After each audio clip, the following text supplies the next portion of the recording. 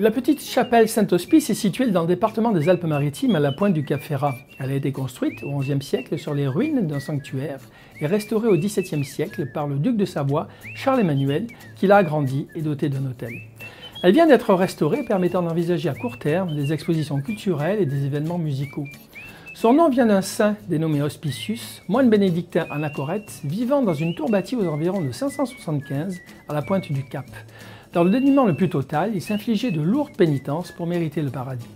Tout jeune, il fit le voyage d'Égypte afin de recevoir l'enseignement des anachorètes de la Thébaïde. À son retour, il fonda un monastère bénédictin à Beaulieu qui dut être un des premiers de cet ordre, saint Benoît étant mort depuis peu. Les anachorètes consacrent leur vie ascétique à la prière et à l'Eucharistie. Ils vivent seuls, retirés du monde et individuellement.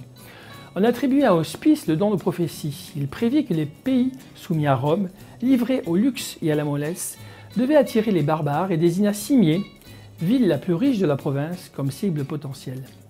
Constatant la vanité de ses conseils, il s'enferma dans la tour à signaux construite à la pointe du Cap et fit murer la porte. Vers 575, les Lombards envahirent la contrée et brûlèrent la cité de Cimiez, saccageant tout le littoral. Arrivés devant la tour murée, ils l'envahirent. Voyant Hospitius prier, le chef des barbares leva son cimeterre pour le décapiter.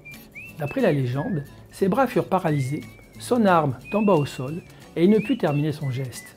Les barbares lui laissèrent alors la vie sauve. Il mourut vers la fin du VIe siècle et fut inhumé à l'endroit où il avait vécu.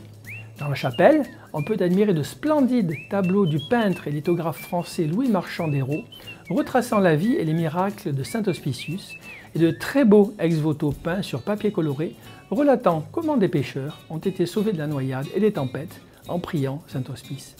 Une statue du saint menaçant d'être décapité est visible à côté de l'autel. En 1903, un négociant niçois fit réaliser une statue en bronze de 11,40 m de la Vierge à l'Enfant, installée aujourd'hui à côté de la chapelle. Pour terminer, je vous invite à découvrir le magnifique panorama de la baie de Saint-Jean-Cap-Ferrat et ses petits criques pittoresques qui entourent la pointe du Cap. Bonne découverte!